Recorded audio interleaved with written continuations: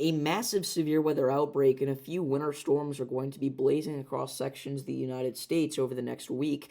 So in this video, we're going to be breaking down everything that you need to know about these storm systems. So make sure to subscribe and let's get right into it. So if we take a look at the Storm Prediction Center outlook, we can see that for today, we've got two marginal risks of severe weather, one of them being centered across sections of Texas and far western Louisiana, and one of them being across sections of Mississippi and Alabama. And these are driven by a three-way threat: a 2% chance of a tornado within 25 miles of any given point, a 5% chance of damaging winds within 25 miles of any given point, and a 5% chance of large hail within any given point for our Texas risk. Now, these marginal risks are in place here by the Storm Prediction Center because we do have elevated cape and wind shear levels all across Dixie Alley, but the storm mode is very messy today, so the likelihood that we actually see anything too significant is very, very low, but it is worth noting that you may have the brief potential to see a small tornado or two overnight in portions of Alabama, especially as we are going to have a little bit of a QLCS event, so we could end up seeing a couple of isolated tornadoes. But the bigger day for severe weather across Dixie Alley comes tomorrow, as a slight risk of severe weather has been issued all the way from sections of Louisiana back through Georgia.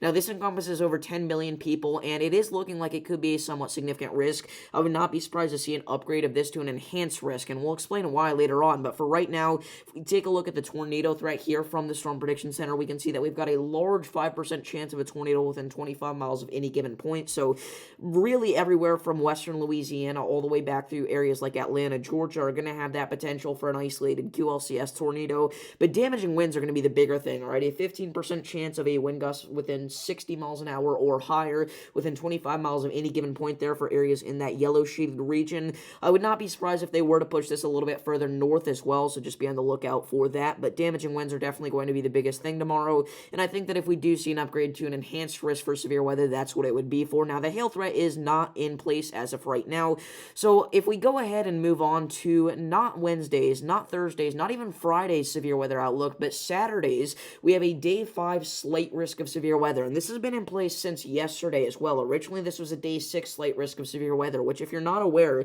is extremely rare to see in February, even in Dixie Alley, and the reason for this is because we are expected to have a significant dip down in the jet stream. We're also going to end up with a lot of cape pumping from the Gulf of Mexico / Gulf of America here up into Dixie Alley. So really everywhere in the Deep South on Saturday needs to be on high alert. I would not be surprised at all to soon see an enhanced risk get issued for sections of Dixie Alley, and eventually maybe even a moderate risk of severe weather to get issued. Now, the big problem with this here is that this is going to be falling over National Storm Chaser Summit, where I'm going to be up in Kansas City while this happens.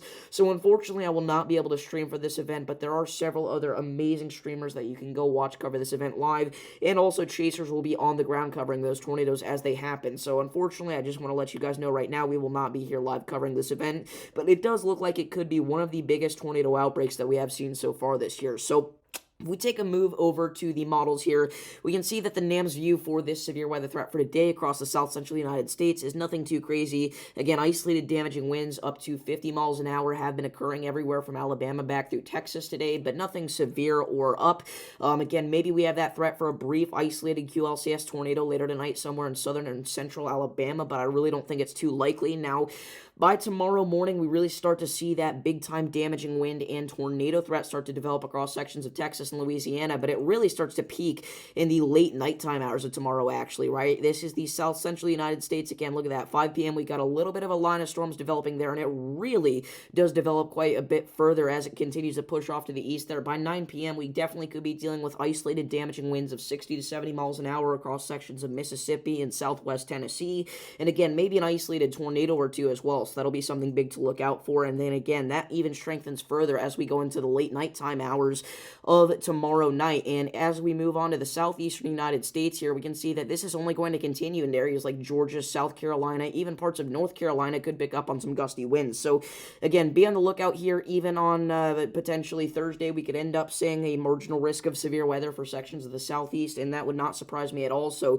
don't be scared, be prepared, be ready for damaging winds and isolated tornadoes across the deep south over the next few days. Now, if we take a look at the HRRR's view for this event, it's a little bit different, right? It has these storms today kind of making their way out of here by the late nighttime hours, but we can see tomorrow these storms pop up really, really early. In fact, they pop up as early as tonight. By 3 a.m. here across sections of eastern Texas, we could be dealing with heavy thunderstorms causing flash flooding and potentially some gusty winds as well. But again, that real threat doesn't peak until the evening time hours of tomorrow, and we can see that if we take a look at the 18Z run of the HRRR here, we can see that we are expecting that line of storms to develop across sections of Louisiana and Mississippi, and the HRRR does like the idea of a few discrete supercells out ahead of our line as well from that system that just moved through. So we could be talking about a pretty significant tornado threat if that were to play out, so make sure to turn on notifications, stay tuned to the channel, because if anything significant does happen with our event tomorrow, we will be live for that one. So again, damaging winds and isolated tornadoes there possible across sections of the deep south tomorrow, and as we move things over to the southeastern United States from tomorrow night into Thursday morning here,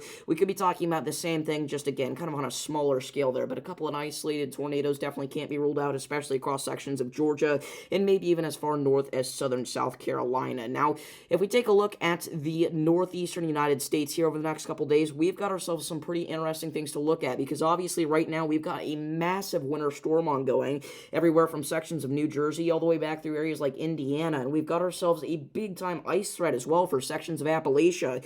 That pink-shaded area there has been seeing significant ice accumulations over the past several hours, and they will continue to as well. Everywhere north of there, seeing some very heavy snowfall. Now, by late tonight, we're talking 2, 3 a.m., that'll all finally move out of here for the most part, but not before dumping significant ice accumulations, especially across areas like Richmond, Virginia, Roanoke, Virginia, even Washington, D.C. So please, please, please take these driving conditions seriously, because they are very dangerous, and we've dealt with this several times over the past few days, so you should be prepared by now, but you never know. Now, the northeastern United States is going to have another winter storm to deal with shortly after this one.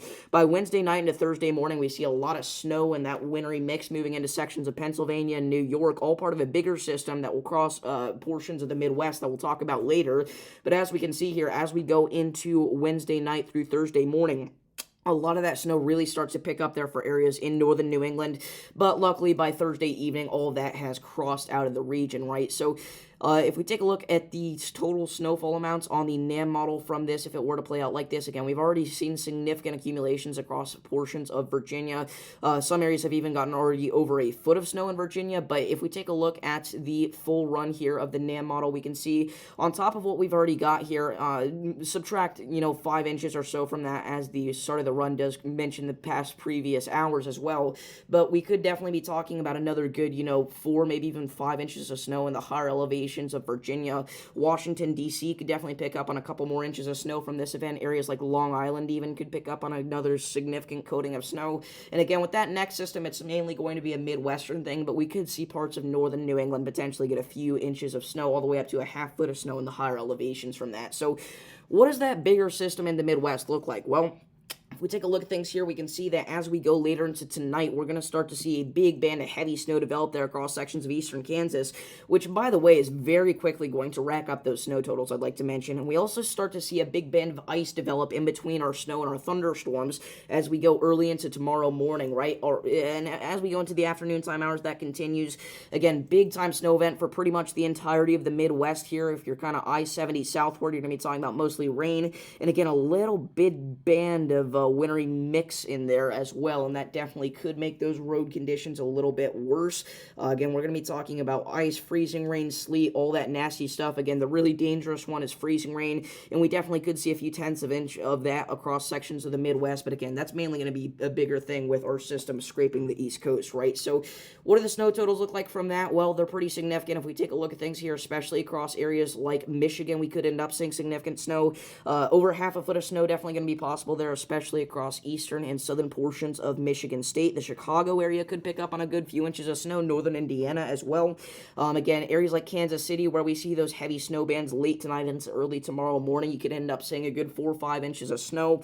Now, I would like to note, if you watched yesterday's video, you'll know that this is not nearly as aggressive as it was originally with this system, and things are starting to take that downward trend in general. We don't have quite as many winter storm watches or warnings across sections of the Midwest as we did, but things are still going to be significant significant, so make sure to be on the lookout. Now, finally, before we end off this video, I would like to thank all of our members. Again, becoming a member is a very cheap cost. You get exclusive stickers to use in live chats. You also get custom videos that we end up doing sometimes, and shout-outs at the end of every video, just like this. So if you'd like to become a member, make sure to do so by clicking the link down in the description.